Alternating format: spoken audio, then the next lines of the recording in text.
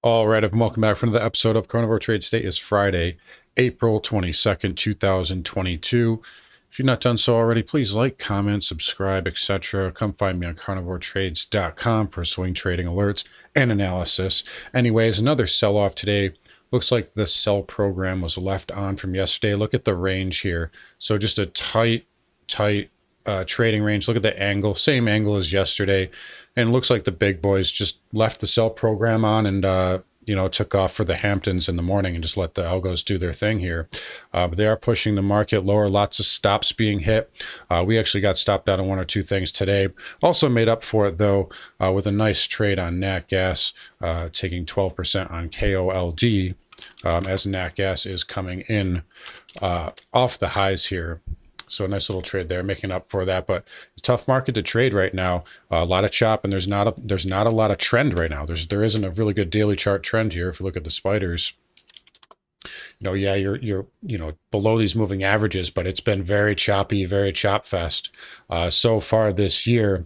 But anyways, as far as today, XLV notably weaker, so that is bringing down the Dow. If we take a look at UNH, that one is getting hit pretty hard, so 2.6% down, which is a pretty big move for UNH.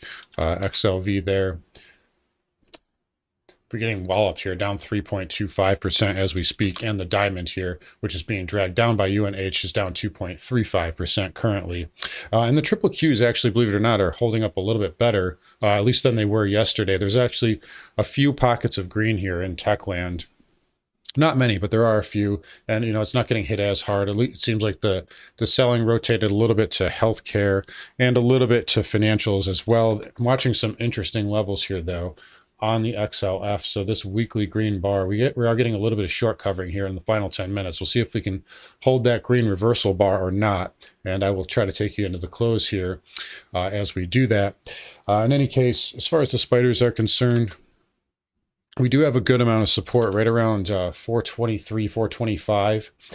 So right in this range here, this is the reversal on the Fed day. So, that's where the market started to sell off. It started to put in this bearish chop here. We gapped up, sold off, and then we reversed.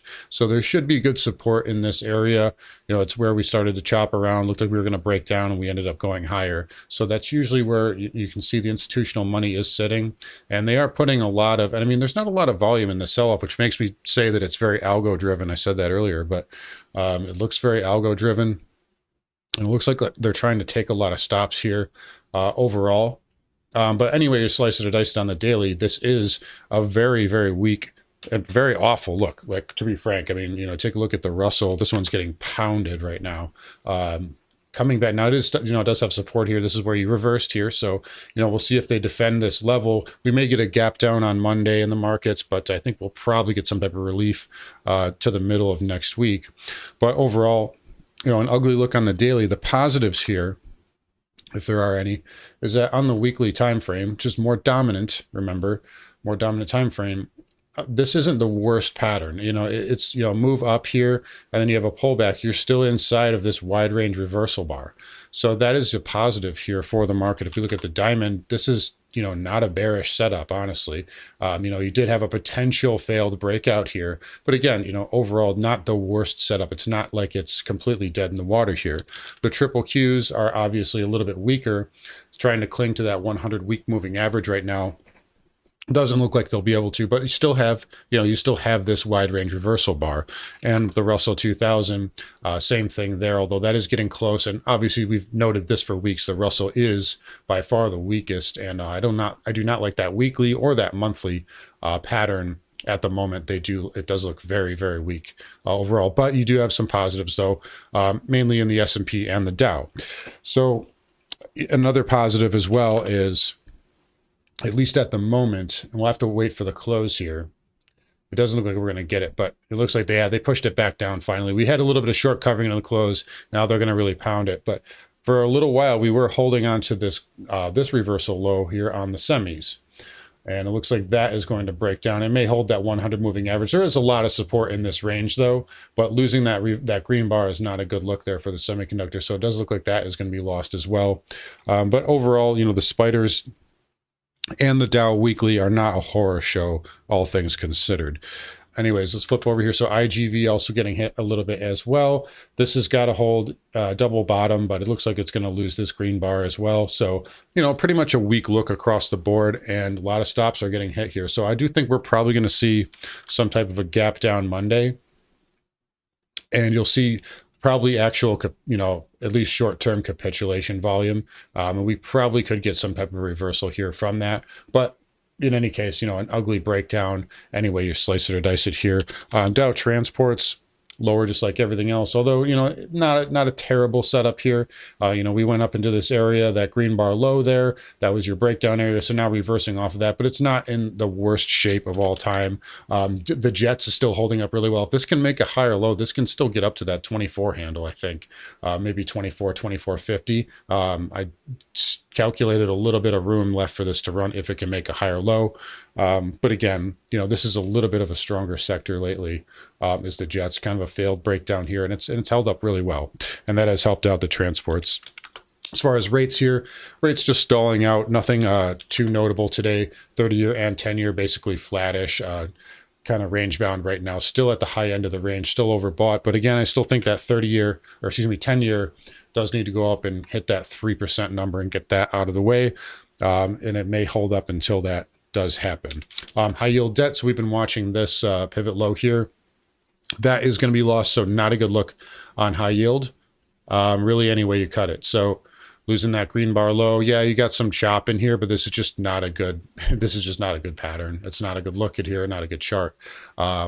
Really any way you look at it. So, maybe it can put in some type of a pivot, maybe it can hold up, but not, you don't want to see a high yield debt rolling over, basically. There's really no other way to put it. Anyways, home builders here, XHB also weak. ITB, same kind of deal here, getting rejected at that breakdown area. I was hoping these things would give us a little bit more of a pattern. I would like to short these, but just really kind of, this is a weak market. It's a tough market to trade right now, but I think these ones can be shorted if they can give us some type of a good bounce or a setup. VNQ holding up really well. I mean, down the last 2 days, just like everything else, but it's potentially still making higher low. If you can put in a pivot here, you can still make another higher low. So this is one of the sectors that's actually been relatively strong here, all things considered. Financials here, XLF, yeah, that pivot's going to be gone here, so not a good look. Now you're still above this pivot here, and you got a gap to fill down there, so it may go down there and test that, but not a good look looking at losing that level on a weekly basis. XBD here, same thing. Get the XBD to come up. There we go. So XBD losing this green bar here, still above this pivot again, but again, with high yield debt coming in, these broker dealers are going to have a hard time rallying. And again, if we look on the weekly here, yeah, there's that green bar low there. You got the 100 moving average below. So nothing to say it can't get a bounce. You have a bit of a level right here. So, there is support in this range, but it does look like it wants to test lower prices first. Crude here, so moving over to energy. Again, nothing too significant going on today. 1, 2, 3 lower highs here, and again, equal lows. So, I say this pretty much every day, but it's, I'm still have the downside bias to 80 to 85 here in the near term. I think that will be a very good level of support. As far as XLE is concerned, that continuing lower here. So breaking through this channel finally. We peaked below it yesterday, and now we're kind of really confirming below it and getting a firm close below that 20 moving average for the first time since really December. So that looks like it'll be headed to the 50. The 50 is minor. It probably gets a little bit of a bounce there, but XLE looking like it's, I've been saying this for weeks and weeks now. It's very top heavy, and that is looking to be rolling over. XOP, check out that beautiful rising wedge there on the XOP. So that should be headed for the 50 moving average. And the OIH, same kind of deal here, breaking this trend line now. And again, probably gets a little bit of a bid off the 50 moving average, but it is minor. So keep that in mind. We talked about nat gas.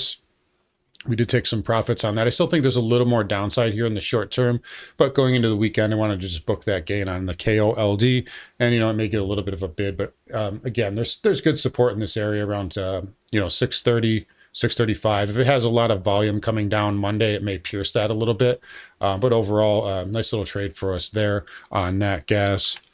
Dollar index continuing higher here. Even with rates kind of flattish. So dollar has been strong lately, and got to respect it at the moment. Gold, little bit more of a sell-off. So trying, it is losing that 50 moving average a little bit. Take a look at GDX though. Just 5 sessions ago, we were, this is Monday here, and we had a high of 41.61, now below 37. So it's trying to hold that 50 moving average, should get some footing right there, but what a collapse there on the GDX. Silver also falling pretty sharply, now down into this 100 and 200 moving average area. So again, short-term oversold, probably gets a bounce in that area. SILJ looks like a failed breakout on our hands, and that's why I stressed, I said for weeks I like this pattern. I said it needs to do more backing and filling. I didn't like that it was already pushing up that quickly. I thought it needed to do a lot more backing and filling, and I wish it would have, because now it's on the verge of becoming a breakdown here. It does have support in this area, so we'll see what it does here. But again, pretty an ugly look there on the PMs. Platinum also losing this pivot as well, so that looks like it's headed to double bottom. I still think this has a better level a little bit lower, and Palladium relatively is held up okay, still inside of this green bar, so nothing terrible there on Palladium. And copper in a little bit of trouble as well, losing that 50 moving average and this 464 area that I've been watching. However, copper is still, the positives are you're still above these moving averages here on the weekly, all of the moving averages rather, so it's not in the worst technical shape, but not a good look overall there for copper. All right, so over to Bitcoin here.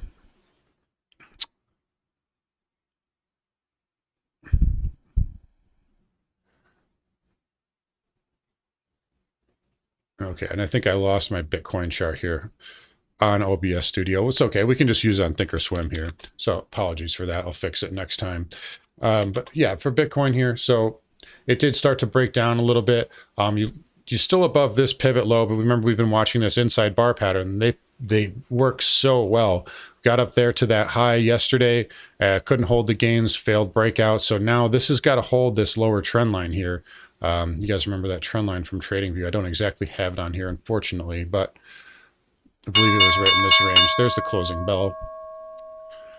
So right in this range, it was right around this area, but you get the idea. It's got to hold this pivot here. It can make a higher low potentially, but if it loses that, Bitcoin is headed down to the 35,000 area, so just be aware of that. Ether, obviously, same kind of deal.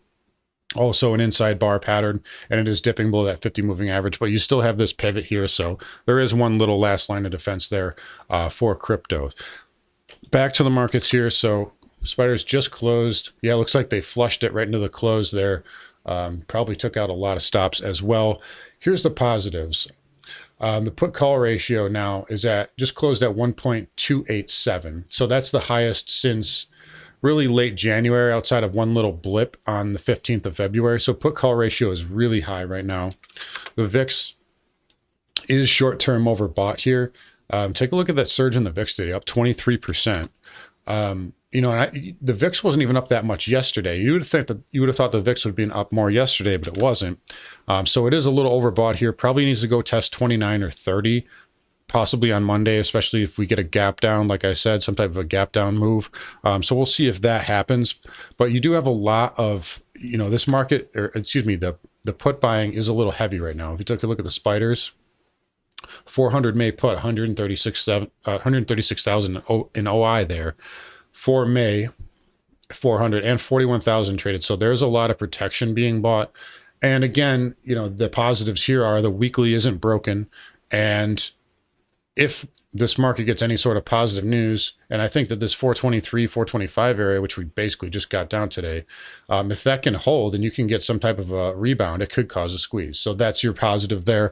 Overall, the daily, not a pretty sight. Anyway, you slice it or dice it. The XLF losing that weekly level, as well as the SMH, are not good signs. And the HYG high yield debt losing this pivot is not good as well. So overall, we'll see what we get out here next week, but it does look like market wants to test lower prices. Anyways, guys, I'm going to wrap it up here. Come find me at carnivoretrades.com, and I'll talk to you all next week.